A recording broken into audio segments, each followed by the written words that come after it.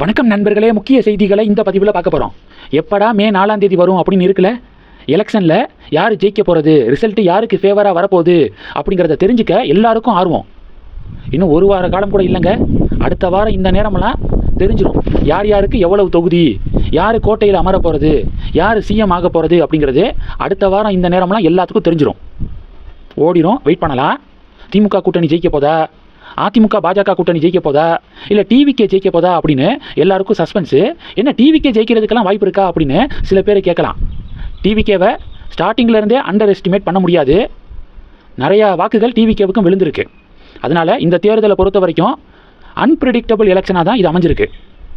எந்த மீடியானாலையும் கணிக்க முடியலை, உளவுத்துறையினால் கூட கணிக்க முடியலை யார் ஆட்சியில் அமர போகிறது அப்படிங்கிறத தீர்மானிக்கவே முடியலை. அப்படிப்பட்ட தேர்தல் இந்த தேர்தல். ஒருவேளை இந்த தேர்தலில் யாருக்குமே தனிப்பெரும்பான்மை கிடைக்கலனா, ஃபார் எக்ஸாம்பிள் சொல்கிறேன், ஒருவேளை இப்படி நடந்துச்சுன்னா திமுக கூட்டணிக்கும் மெஜாரிட்டி மார்க்கு கிடைக்கல, அதிமுக பாஜக கூட்டணிக்கும் மெஜாரிட்டி மார்க்கு கிடைக்கல, டிவிகேவுக்கும் கிடைக்கல. இந்த 3 பேரில் 2 பேர் சேர்ந்தால் தான் ஆட்சி அமைக்க முடியும் அப்படிங்கிற ஒரு சூழல் இருந்துச்சுன்னா டிவிக்கே எந்த கூட்டணியோடு போய் சேருவாங்க? திமுக கூட்டணியோடு விஜய் சேர முடியாது. ஏன்னா டிஎம்கேவை எதிர்த்து தான் அவர் அரசியலே ஆரம்பிச்சிருக்காரு. அரசியல் கட்சியே ஆரம்பித்தது டிஎம்கேவை எதிர்த்து தான். இங்கே போட்டியே 2 பேருக்கு இடையில தான், ஒன்று டிஎம்கே இன்னொன்று டிவிகே அப்படின்னு சொல்லி தான் அவர் கேம்பெயினில் பேசினார். அப்போது டிஎம்கேவோடு அவர் சேர முடியாது, டிஎம்கே அலையன்ஸுக்கு தன்னுடைய சப்போர்ட்டை கொடுக்க முடியாது. ஒருவேளை அதிமுக பாஜக கூட்டணிக்கு சப்போர்ட் கொடுப்பாரா? விஜயுடைய கடைசி நாள் கேம்பெயினில் விஜய் பேசின வார்த்தைகள் என்ன தெரியுமா? யாருக்கு நீங்கள் ஓட்டு போட்டாலும், திமுகவுக்கு ஓட்டு போட்டாலும் சரி, அதிமுகவுக்கு ஓட்டு போட்டாலும் சரி, மற்றும் பலர் அப்படின்னு சொல்கிறாரு. அதை மற்றும் பலருக்கு ஓட்டு போட்டாலும் அது பாஜகவுக்கு போட்ட ஓட்டுக்கு சமம், தமிழ்நாட்டுக்கு எதிரான ஓட்டு அப்படின்னு சொல்லிட்டு பிஜேபிக்கு எதிராக தான் கடைசி கேம்பெயினில் பேசியிருந்தார். நீங்கள் டிஎம்கேக்கு போட்டாலும் அது பிஜேபிக்கு போட்ட ஓட்டு தான், பிஜேபி டிஎம்கே 2 பேரும் மறைமுக கூட்டாளிகள் அப்படின்னு சொல்லி தான் அவர் அரசியல் பண்ணிக்கிருக்காரு. கொள்கை எதிரி பாஜக அப்படின்னு சொல்கிறாரு. அப்படிப்பட்ட பாஜக இருக்கக்கூடிய அதிமுக கூட்டணிக்கு தன்னுடைய ஆதரவை கொடுப்பாரா?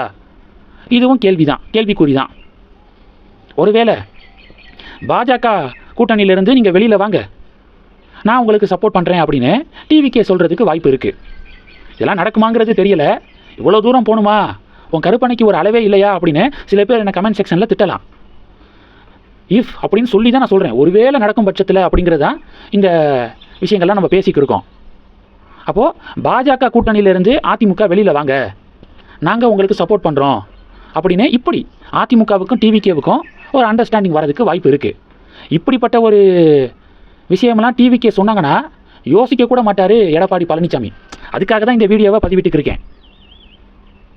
பாஜக கூட்டணியிலேருந்து வெளியே வர யோசிக்கவே மாட்டார். 2024 பாராளுமன்ற தேர்தல் சமயத்தில் எதுக்காக கூட்டணியை விட்டு வெளியேறினார் அப்படிங்கிறது இப்போ வரைக்கும் தெரியலை. சிறுபான்மை மக்களுடைய வாக்குகள் அதிமுகவுக்கு கிடைக்கும் அப்படிங்கிறதுக்காகவும், டிஎம்கே அலையன்ஸு உடையும் அப்படிங்கிறதுக்காகவும் பாஜக கூட்டணியிலேருந்து வெளியேறினார். அந்த 2மே நடக்கலை. அதன் பிறகு தான் இந்த 2026 தேர்தலில் பாஜகவுடைய பவர் என்ன, 12 விழுக்காடு வாக்குகளை பாஜக வாங்கி நிரூபித்தாங்க. அப்போது டிஎம்கேவை வீழ்த்தணும்னா பாஜகவுடைய இந்த 12% ஓட்டு நமக்கு தேவை அப்படிங்கிறதுக்காக தான் பாஜகவோடு மறுபடியும் போய் சேர்ந்தார் இபிஎஸ்.